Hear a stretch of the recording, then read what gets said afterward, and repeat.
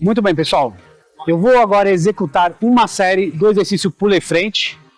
E como é que vai ser? Na verdade, vão ser duas séries. Eu vou executar uma série com uma determinada carga. E aí vocês vão observar essa série, tá? Depois eu vou dar um descanso de 1 minuto e meio, 2 minutos e vou executar mais uma série. Só que vai ter algumas diferenças. Inclusive, uma das diferenças vai ser a carga, tá? E aí, ao final dessas duas séries, eu vou fazer uma pergunta para vocês. Que eu quero ver se vocês vão, de repente, responder corretamente. E, pessoal, a carga que eu escolhi para fazer essa primeira série, ó, 60 quilos, tá? 60 quilos. Então, prestem atenção nessa série, em todos os detalhes. E aí, depois, eu vou fazer outra série e vou fazer uma pergunta importante para vocês, tá ok?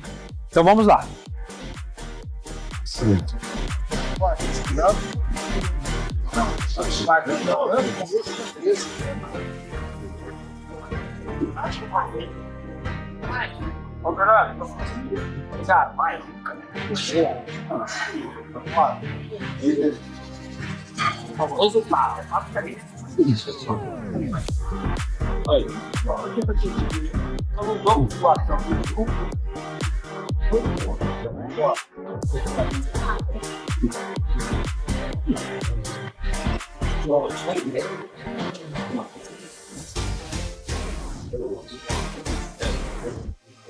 Muito bem, quantas repetições? 16 repetições. 16 repetições com 60 quilos, tá? Eu vou dar um descanso agora de 1 minuto e meio, 2 minutos. E eu já volto para fazer a próxima execução. Muito bem, pessoal. Voltando aqui e agora. Descansei por volta de 12 minutos. Agora eu vou fazer mais uma execução. Preste bastante atenção na execução. Só que agora eu reduzi a carga. Antes estava 60 quilos. Agora eu coloquei uma carga de 45 quilos. 45 quilos. Nesse caso, a carga é bem menor, porque houve uma redução de aproximadamente 25%, exatamente, 25% a menos. Muito bem, vamos lá. E aí, depois eu vou ver também quantas repetições eu fiz.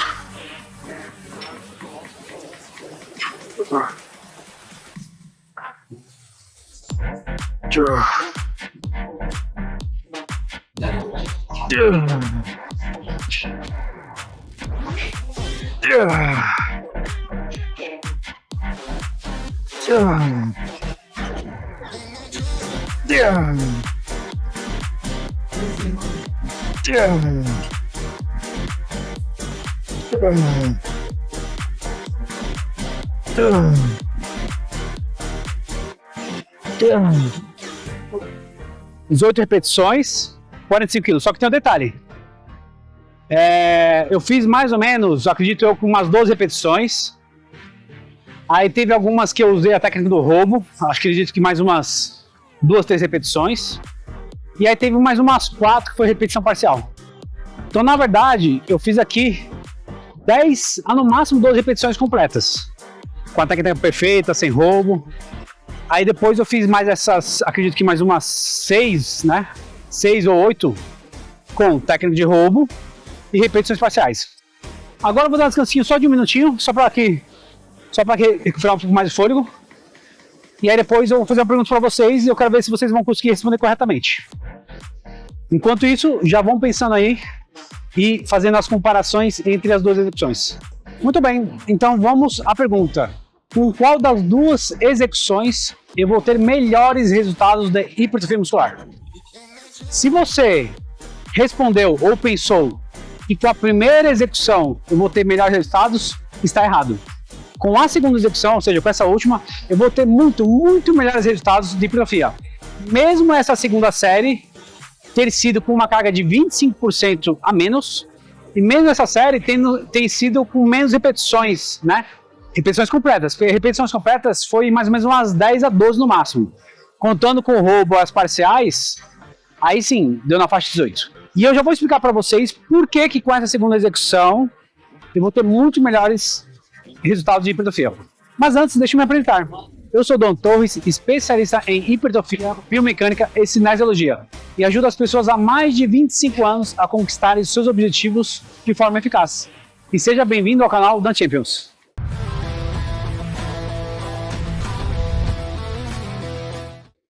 O que acontece é o seguinte, apesar de, na primeira execução, eu ter feito com mais carga e mais repetições completas, a segunda execução foi bem melhor, devido à intensidade. Na primeira execução, a intensidade foi muito ruim. Já na segunda execução, a intensidade foi muito boa. E não somente por conta disso, tá? Por conta de eu ter feito o movimento perfeito na segunda execução. Então vou explicar todos esses detalhes de intensidade e execução do movimento corretamente para vocês entenderem. Bom, primeira coisa, na primeira execução, não sei se vocês repararam, filma eu de lado para o pessoal poder ver. Em vez de eu jogar os braços e cotovelo na direção da lateral do meu tronco, ó, conforme está aqui, eu joguei um pouquinho o cotovelo para trás, ó. Quando ocorre isso, você acaba tirando o foco do músculo-alvo, que é o latíssimo dorso, e aí, através desse movimento errado, você acaba recrutando outras musculaturas. E aí você vai ter menos ativação muscular do latíssimo dorso.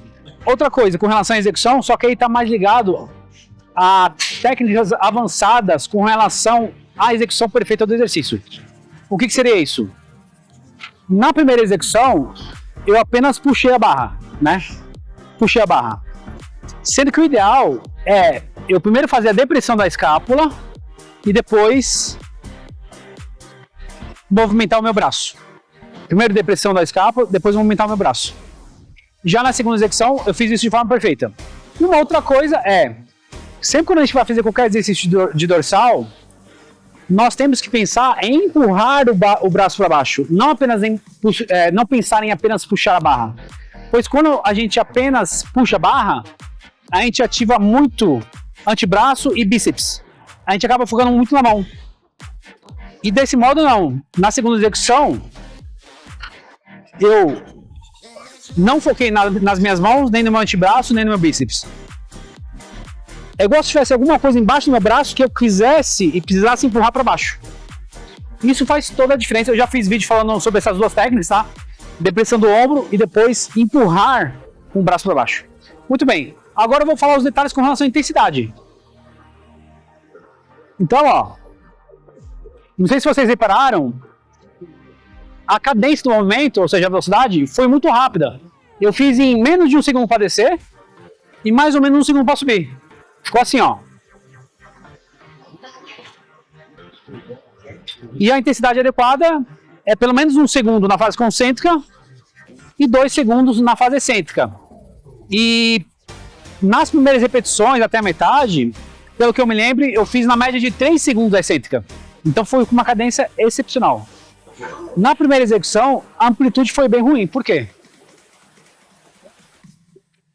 Em vez de eu descer totalmente com a barra até o ponto de os meus braços encostarem aqui no latíssimo dorso, ou seja, repare que a barra está abaixo do meu cotovelo. E na primeira execução, a barra veio na altura dos meus olhos ou na altura do meu queixo, mais ou menos. E na fase excêntrica, em vez de alongar totalmente, ó, eu subi só até aqui. E um outro detalhe, na segunda execução, além de alongar totalmente, não sei se vocês repararam, ó, eu fazia esse movimento para frente para alongar ainda mais o dorsal. Então, ó, uma ótima amplitude, ó. Faço toda a fase concêntrica, toda a amplitude, toda a fase excêntrica e ainda por cima posso alongar ainda mais. Um outro detalhe é que na primeira execução eu usei a técnica de roubo desde a primeira repetição.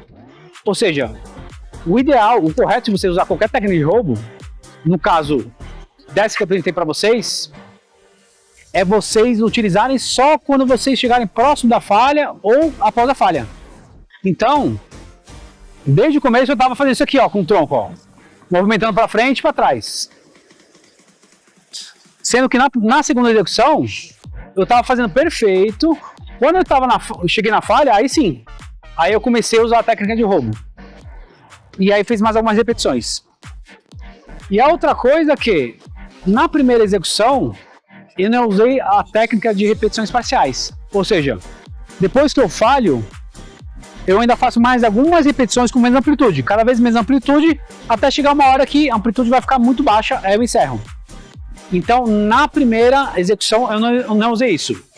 E mais uma coisa.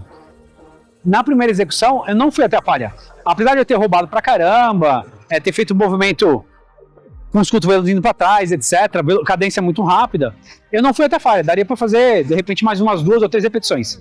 Já na segunda execução, eu fui até a falha. E daí, depois da falha, eu fiz repetições parciais. Então, pessoal, na segunda execução, eu aumentei bastante a intensidade sem aumentar a carga de peso. Isso faz todo o diferencial. Ou seja, menos peso e muito mais resultados. Então, esse é o tema do vídeo.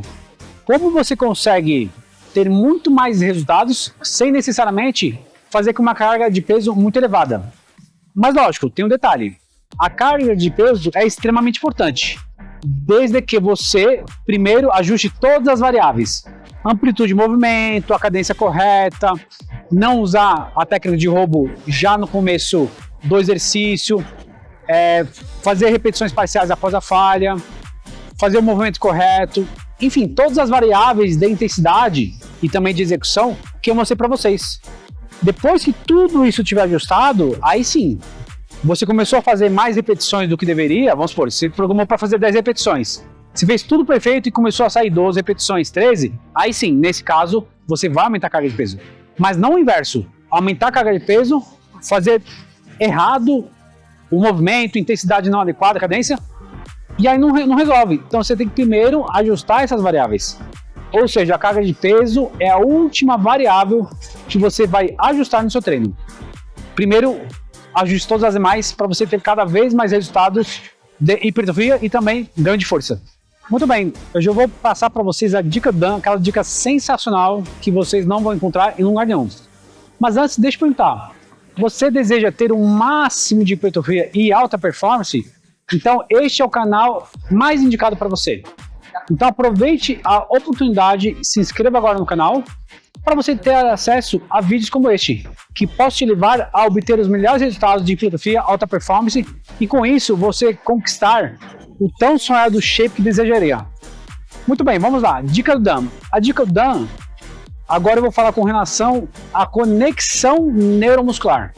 Uma das coisas mais importantes da musculação e que a grande maioria das pessoas não fazem, muitas vezes você nem sabe o que seria isso, ou até sabe, mas não consegue aplicar.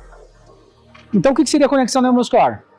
Quando você está fazendo qualquer exercício e você não está apenas preocupado em fazer o movimento, você está concentrando todo o seu foco e atenção no músculo-alvo, supondo que eu esteja fazendo agora rosca direta. Então, se eu estou fazendo rosca direta, o músculo que eu estou trabalhando de forma agonista, o principal, é o bíceps braquial. Então, eu tenho que focar no músculo, pensar nele. Uma outra forma de você também conseguir obter a conexão neuromuscular é olhando para o músculo, tá? Você pode olhar para ele, focar, pensar nele e esquecer qualquer coisa que não seja isso. Não pensar em nada que não seja exatamente no exercício, em cada repetição que você está praticando. Porém, alguns exercícios, por exemplo, como o exercício de dorsal, seja ele qual for, não tem como você ficar olhando para o seu dorsal, né? Não importa se você está fazendo o pull frente, que eu acabei de demonstrar para vocês, uma remada máquina, pull over, pull down, não importa qual é o exercício. E aí, nesse caso, não tem como você olhar para o músculo, e aí somente você focando nele. Então eu estou lá fazendo o pull frente. Eu posso inclusive fechar os olhos e isso me ajuda a conectar de uma forma melhor e mais fácil com a musculatura, tá? Estou lá fazendo pull frente, posso estar fechando os olhos, né? E aí eu foco em empurrar o braço para baixo, em ativar a musculatura do latíssimo dorso e menos a musculatura do antebraço anterior e do bíceps braquial, ou seja, vou focar menos na mão e focar mais no músculo-alvo que eu estou trabalhando. Então a conexão neuromuscular é extremamente importante para você conseguir ter uma maior ativação no músculo-alvo e com isso ter muito melhores resultados de hipertrofia. Caso vocês queiram contratar o meu serviço de mentoria em hipertrofia, aqui na descrição tem o meu site, lá você terá acesso a todas as informações. Terei o maior prazer em levar você a obter a sua melhor versão e conquistar o máximo de resultados possíveis, o máximo de performance. Mais duas coisas importantes.